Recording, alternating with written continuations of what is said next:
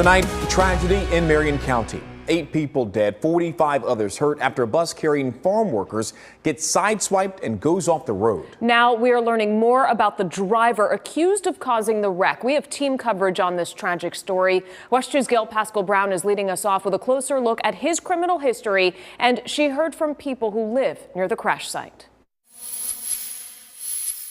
The Florida Highway Patrol says it is conducting a massive traffic homicide investigation after a crash involving a pickup truck and a bus. 8 people were killed, 45 others were injured. The Florida Highway Patrol says this white bus carrying 53 farm workers was traveling west on Highway 40 near 148th Court in Marion County. The driver of this Ford pickup was going in the opposite direction, and then that vehicle, for unknown reasons, traveled toward the center line, and the vehicles had a collision of a side swipe type manner. He says the bus then traveled off the roadway, through a fence, struck a tree, and then overturned. Neighbors came out and took pictures of the scene. They were very concerned. We were worried. My friend lived up back there, and he was worried about his kid, the bus, that nothing happened to the bus. He initially thought it was a school bus. It was a retired school bus carrying farm workers to Cannon Farms in Dunellen. My heart pleads for them. My heart goes out to them.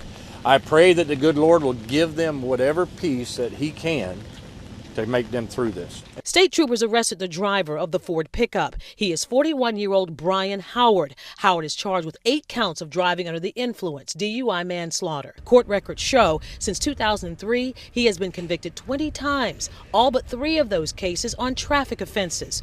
Those include driving with a suspended revoked license, leaving the scene of a crash, and leaving the scene of a crash with property damage. FHP says the identities of the deceased will be released pending notification of kin. I'm Gail Pascal Brown in Marion County for West 2 News. The farm workers are heading to Cannon Farms in Dunellen. It's a family-owned and operated business that has been a staple in the area for years. The farm was closed today. A sign out front says it's out of respect for the victims' families. The dozens of farm workers who were on that bus were heading there to harvest crops that are in season. One customer describes how she felt when she came to the farm to shop, only to find out why they had to close. Oh, just sadness.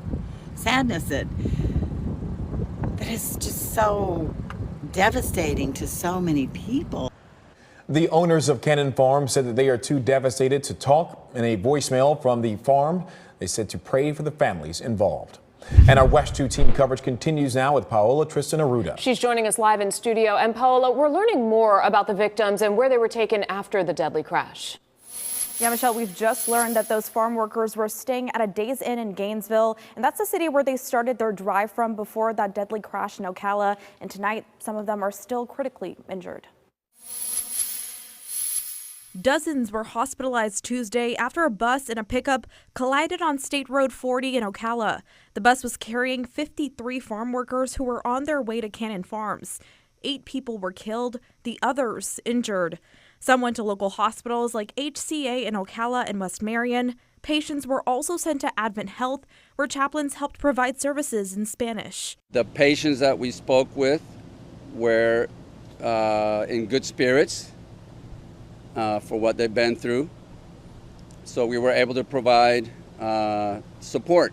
A representative from the Farm Worker Association of Florida, an organization that has been able to get in touch with family of one of the victims, says those workers were from Mexico on a visa. It's a non-immigrant visa which allows workers mostly from Mexico, Central America, sometimes Haiti, different countries, to come and work in agriculture. These workers are pretty much in the shadows of our society. The Mexican consulate in Orlando has been providing support for these workers, and now we're learning a little more about some of them. I talked with 2 guys. One is 22 years old, another is 32 or 33. They both are fathers of little girls.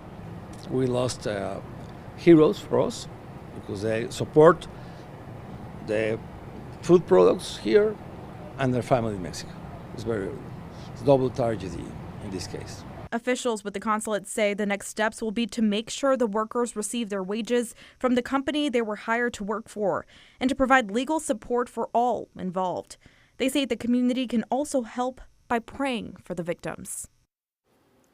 And the Farm Worker Association has also started a GoFundMe for the victims. We'll have a link to that on our website, WESH.com. There will also be a vigil for them tomorrow night in Ocala. Back to you. Paula, thank you. The Central Florida chapter of Mothers Against Drunk Driving, are MAD, is offering services following the horrific crash. Any family members of loved ones killed or people hurt in the crash can call 877-275-6233. There is financial support, emotional support, and advisors who help and will walk victims through this tragedy and get them the resources they need. You can also find that number inside of WESH.com. Now, this is just the beginning of a case that officials tell us will take months to investigate. You can stay up to date with the latest details by downloading the WESH 2 News app. Our team is keeping it and WESH.com up to date so you can get the newest information as soon as it comes out.